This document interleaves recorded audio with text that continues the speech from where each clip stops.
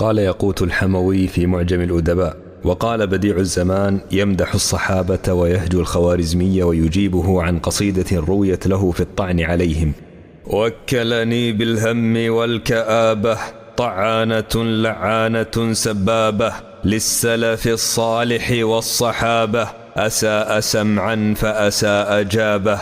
تأملوا يا كبراء الشيعة لعشرة الإسلام والشريعة أتستحل هذه الوقيعة في بيع الكفر وأهل البيعة؟ فكيف من صدق بالرسالة وقام للدين بكل آلة وأحرز الله يد العقبالة ذلكم الصديق لا محالة إمام من أجمع في السقيفة قطعا عليه أنه الخليفة ناهيك من آثاره الشريفة في رده كيد بني حنيفة. سل الجبال الشم والبحار وسائل المنبر والمنار واستعلم الآفاق والأقطار من أظهر الدين بها شعارا ثم سل الفرس وبيت النار من الذي فل شب الكفار هل هذه البيض من الآثار إلا لثان المصطفى في الغار وسائل الإسلام من قواه وقال إذ لم تقل الأفواه واستنجز الوعد فأومى الله من قام لما قعدوا إلاه. ثاني النبي في سن الولادة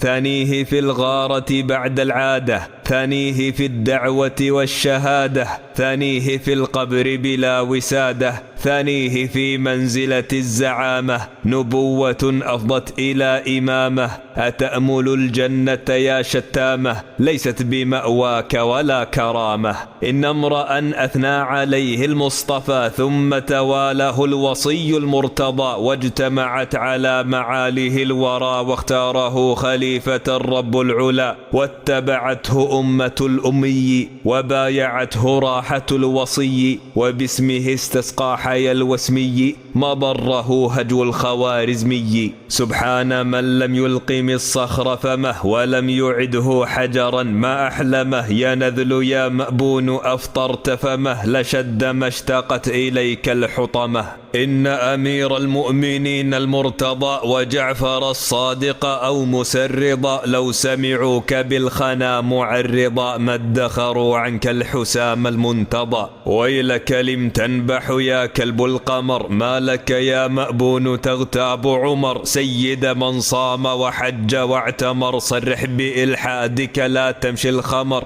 يا منهج الصديق والفاروق كيما يقيم عند قوم سوقا نفخت يا طبل علينا بوقا فما لك اليوم كذا موهوقا. إنك في الطعن على الشيخين والقدح في السيد ذي النورين لواهن الظهر سخين العين معترض للحين بعد الحين هلا شغلت باستك المغلومة وهامة تحملها مشؤومة هلا نهتك الوجنة الموشومة عن مشتري الخلد ببئر رومة كفى من الغيبة أدنى شمه من استجاز القدح في الأئمة ولم يعظم أمناء الأمة فلا تلوموه ولوموا أمه. ما لك يا نذل وللزكية عائشة الراضية المرضية يا ساقط الغيرة والحمية ألم تكن للمصطفى حظية من مبلغ عني الخوارزمية يخبره أن ابنه علي قد اشترينا منه لحم النية بشرط أن يفهمنا المعنية. يا أسد الخلوة خنزير الملا ما لك في الحرى تقود الجملا يا ذا الذي يثلبني إذا خلا وفي الخلا أطعمه ما في الخلا. وقلت لما احتفل المضمار واحتفت الأسماع والأبصار سوف ترى إذا انجلى الغبار أفرس